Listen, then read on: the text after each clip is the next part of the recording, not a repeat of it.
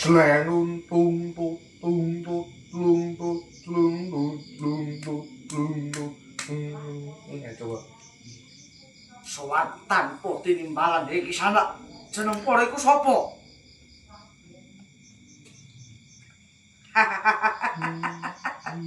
Tenan jebulane.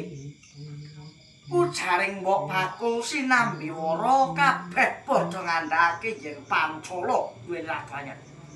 Lah kok jebul Sucitra.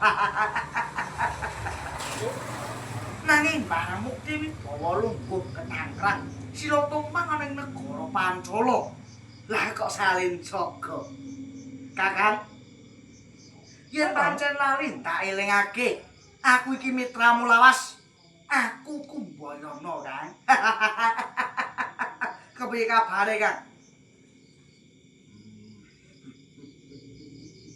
Ora duka, ora ngira. Yen kok ora duweni mitra kang kaya mangkono. Dasar bocah desa, kula datang muka yen ora duweni ganggu. Hei, Kisanak.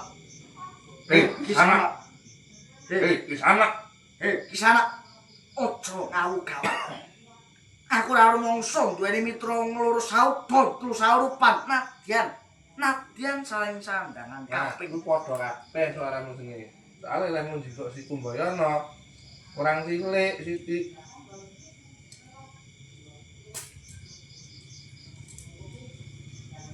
Utawa nek Kumbayana semono, otomatis Sucitrane kok udunke bondo mono nih rata-rata mudun ning kok naik gawe luwih antepne. Ora duka, ora ngira. Ora duka, ora ngira. Sugal. Kuwi sugal ngece to. Ora duka, ora ngira. Yen kok Prabu ing mitra kang kaya mangkono. Dasar bocah desa ora mokal yen ora duwe unggah-ungguh. Kisanak. Aja ngewu kawal. Aku ora rumangsa ing mitra wong loro saben tu saurupan. Nadyan salina sandangan kaping 200. Salina rupa kaping 1000 Kumbayana ora bakal pangling. Kowe Sucitra kang menate dadi putra siswani Ramaku. Resi Harapatsa ing atas angin. Wiwit saka kucir tekan glong-glong wentah sawiring guna kasantianan dianggep putra dening Ramaku.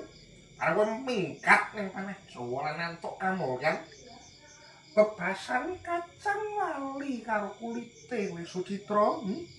Kumbayana, pancen tak akoni. Aku Sucitra. Ning Sucitra sing wis mati. Aku Sucitra. Putrane mantu Sang Prabu Gandhabayu lan saiki wis mulya dadi ratu ing Pancala. Sinuyutan sagung prakawula aku Sucitra. Lelakon kawuring ngarga jembangan ya ngatos sang wis tak guanget doh saka uripku. Kumbayana kowe wong Majnun. Yen kowe njaluk kawelasaning nata ing tapel wates negara ana sapi cacah 300 gang kabeh.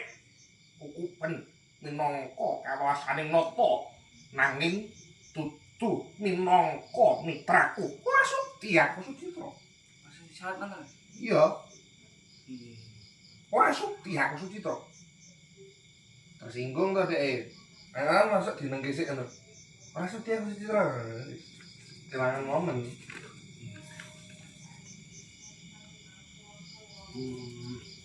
Ora duka, ora ngira. Sugal. Ora duka, ora ngira. Ora duka, ora ngira. Yen Koko Prabu duweni mitra kang kaya mangkono. Dasar bocah desa. Dasar Ben nonton Pak Purba kowe cak. Ben bengi, Mas. Ning Wis turu. Pak Purba ngono iki lah. Anu. Tolongane Pak Purba nek anu apa ya? Tolongan galak ngono. Duryudana wis ngono gampange. Ora duka, ora ngira.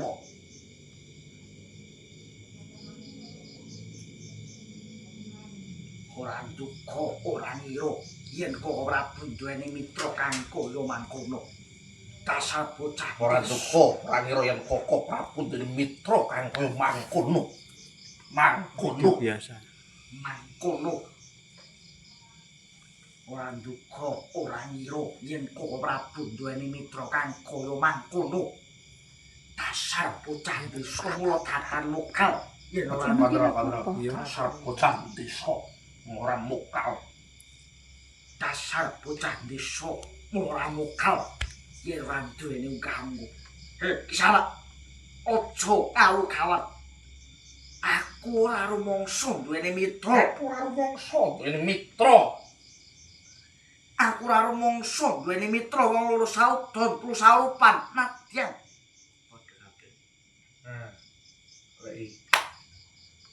Ini mitra loro saudon plus saurupan nadyan salin sandangan kaping 300. Nek kok sengkake kuwi terus pedhot. Anggo falset sithik-sithik. Latihan salino sandangan kaping 300. Falset nang sono jero. Jero ayo. Coba. Antane Coba. wis sakit. Coba nensik. Nadyan. Usahane pasar rapid, gerak ta we. Nah, besok karo coba. Tadi dikandel tipis ngono modele. Men ora entek banget. Latihan salino sandangan kaping 200. Salino rupa kaping 1000. Oh ya ora kaleng-leng. Teknike Banarto. Nah, ngono iki. Banarto yang andel tipis. Duwe antep, duwe terampil yang ngolah. Cengkok. Gua nonton pecono. Nglaku lho Fit Money Fit. Ayo, golek ini.